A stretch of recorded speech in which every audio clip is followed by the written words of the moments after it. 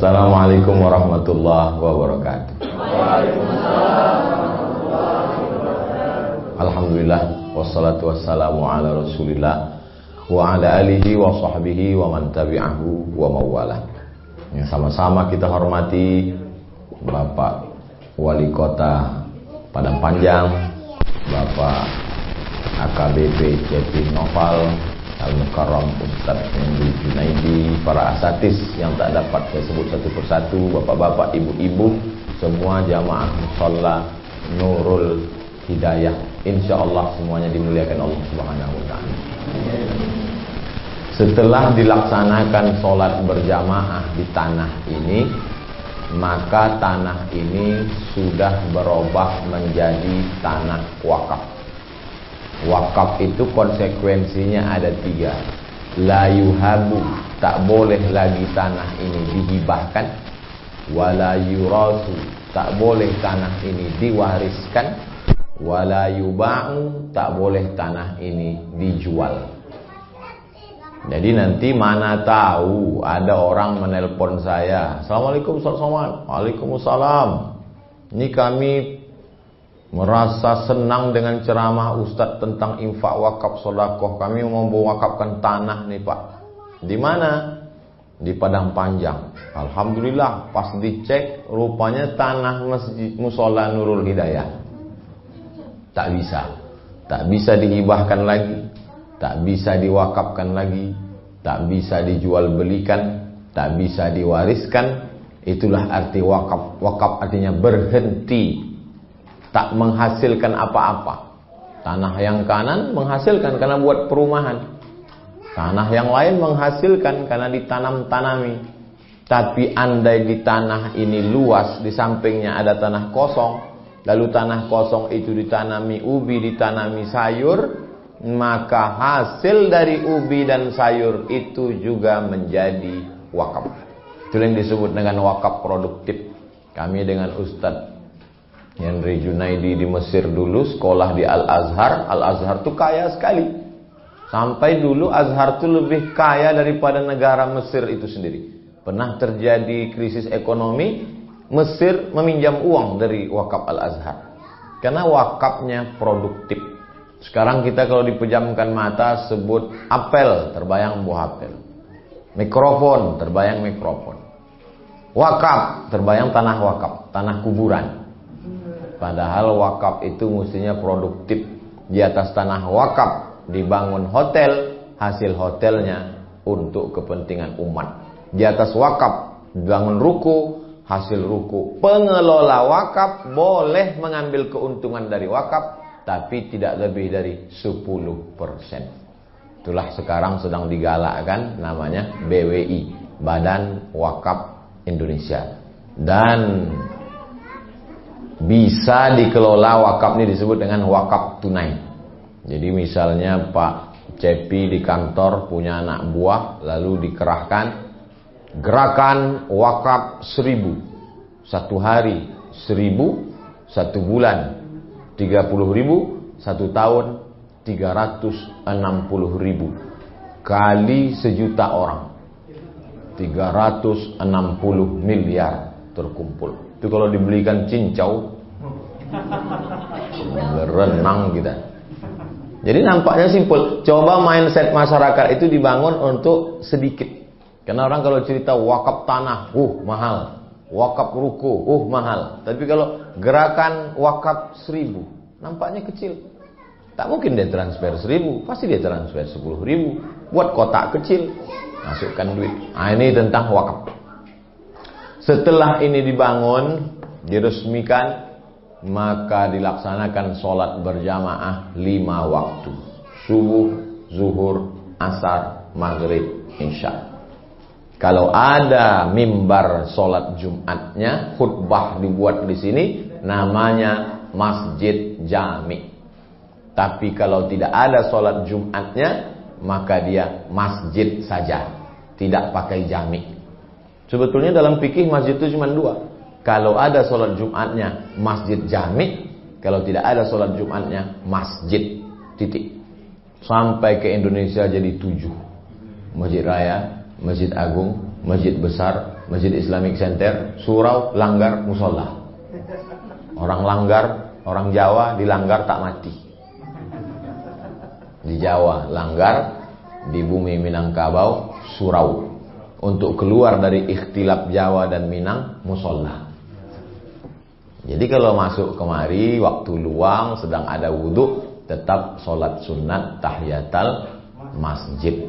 Usolli sunatan tahiyatal surau. Nah, usolli sunatan tahiyatal musola. Nah, karena berlaku di sini hukum masjid. Lalu kemudian kalau sudah diresmikan sholat berjamaah, satu kali waktu kosong tak ada orang sholat berjamaah, maka satu kampung sekitar kena laknat. Istahwazat alaihi musyayatin, mereka sekampung diganggu setan. Maka jangan heran banyak kampung yang sudah didirikan masjid musola tak dilaksanakan sholat berjamaah. RT-nya kesetanan, RW-nya kesetanan, kadusnya kesetanan, kadesnya kesetanan. Kenapa? Karena tidak dilaksanakan sholat berjamaah. Maka kalau ada adik-adik kita yang sekolah di pondok pesantren, di SMA, bisa diangkat jadi imam tetap. Kalau bisa 2 orang supaya dia berganti-gantian, itu amat sangat baik. Supaya dia melaksanakan sholat berjamaah, mengumandangkan azan, dipanggillah di masyarakat sekitar. Ini poin-poin yang saya sampaikan ini, poin-poin mendasar. Pertama, tentang wakaf. Kedua, tentang kewajiban melaksanakan sholat berjamaah. Adapun tentang cantik dan bagusnya musola ini, tak perlu lagi kita komen. Cantik. Kita di dalam ini rasa-rasa macam ikan dalam akuarium. Kaca keliling. Tinggal nambah buih-buihnya aja lagi. Tak kurang satu apapun. Level-level masjid lengkap dengan karpetnya, lengkap dengan kacanya, lampunya terang benderang. Saking kan hebatnya, siang pun hidup lampu. Biasa. Sejuk pula lagi, padahal AC-nya tak nampak. Rupanya di padang panjang memang dingin Pak Ustaz. Tapi yang dimuliakan Allah SWT. Dah, selesai masalah bangunannya. Yang keempat, mesti ada kegiatan. Jadi dalam Islam masjid itu bukan hanya sekedar ritual subuh, zuhur, asar, maghrib, isya, selesai. Tidak. Maka malam ada pengajian. Dari maghrib ke isya, gerakan maghrib mengaji. Handphone mati, laptop mati, komputer mati, semuanya mati. Maghrib ke isya, maghrib mengaji. Kita hidupkan lagi tradisi di bumi Minangkabau tentang maghrib mengaji.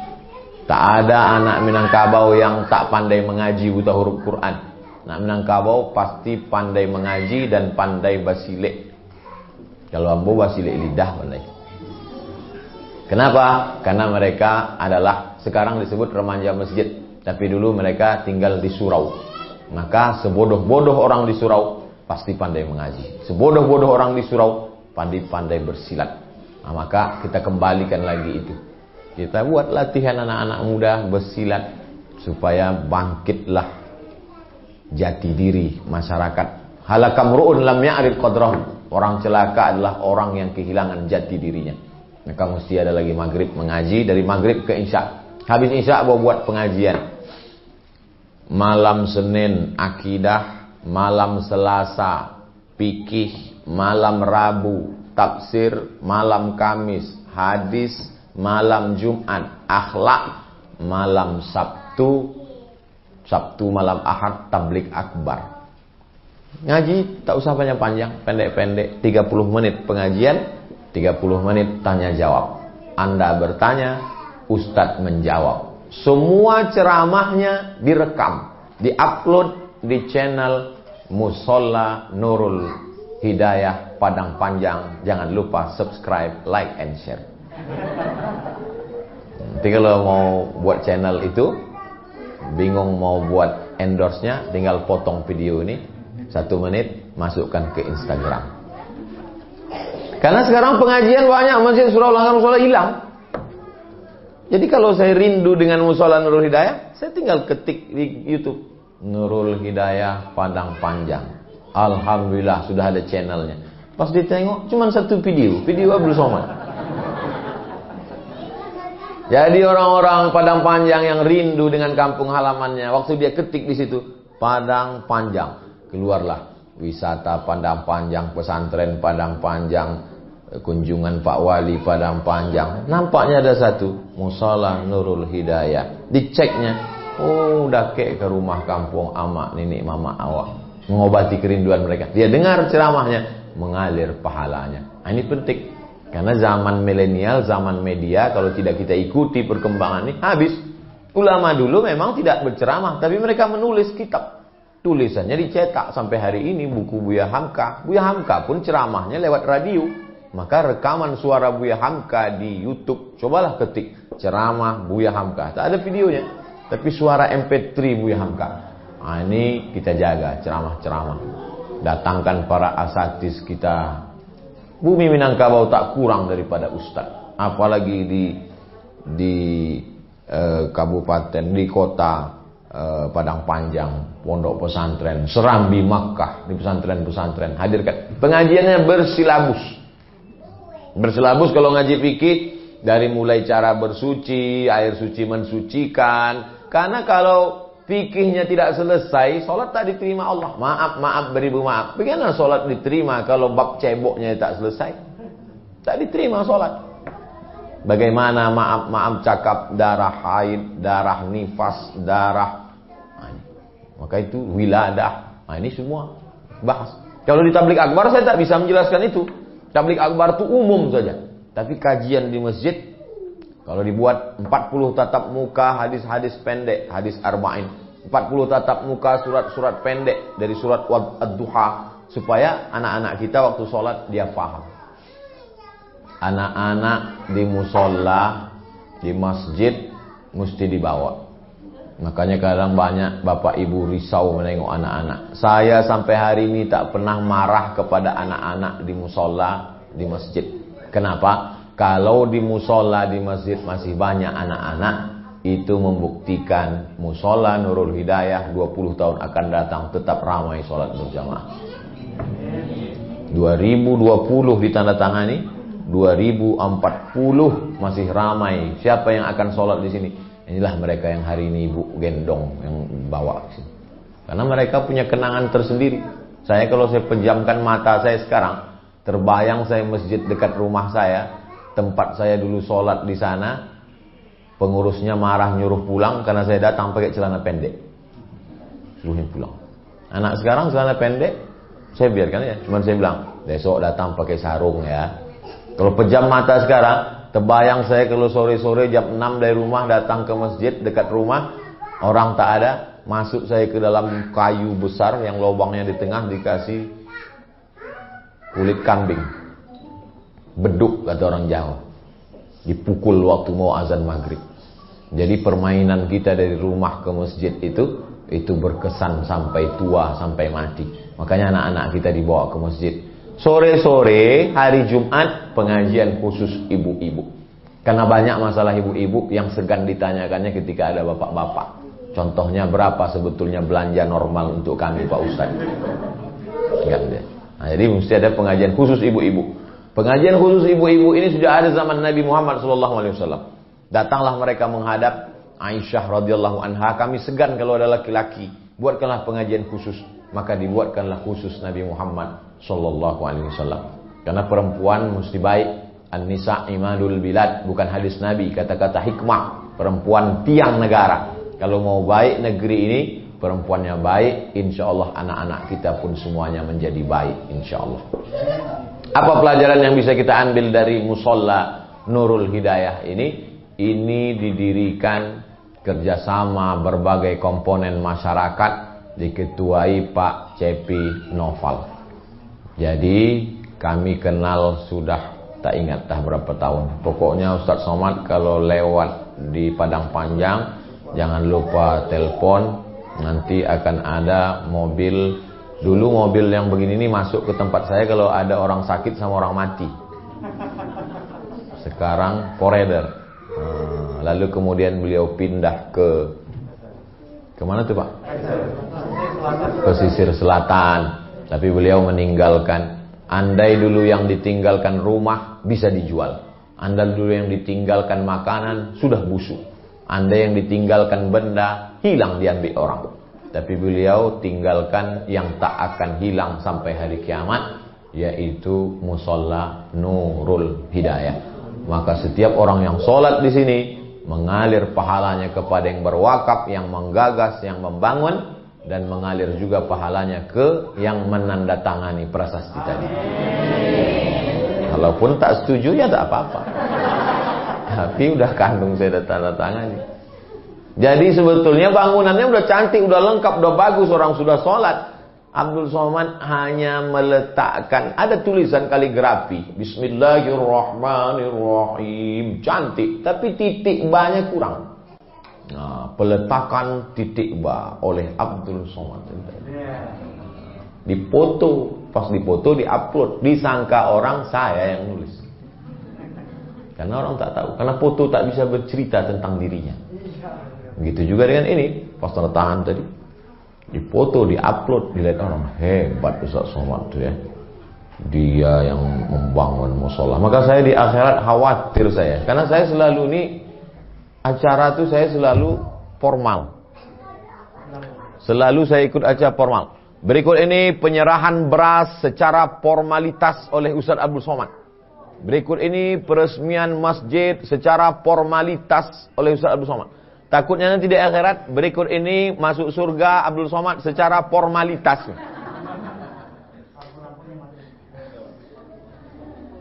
Saya kalau ceramah mati lampu itu saya tak risau, karena suara saya beda-beda tipis saja sama mikrofon. Nah, Bapak Ibu yang dimuliakan Allah Subhanahu wa taala, itulah 7 poin yang saya sampaikan pada kesempatan ini. Udah mau ditutup tadi. Ada pula. Itu hebatnya musola Nurul Hidayah. Mati lampu ada portable. F Bayangkara portable manpack. Hebat, di mana-mana dibawa. Saya pernah Pak ceramah dari Pekanbaru 7 jam naik mobil. 7 jam naik mobil sampai di tempat acara itu mati lampu. Dihidupkan mereka mesin itu pun mati. Dibawa portable pun tak berbunyi. Sampai itu saya angkat tangan, Rabbana atina fid dunya hasanah. Habis itu saya balik. Berkesan sampai hari kiamat saya ingat.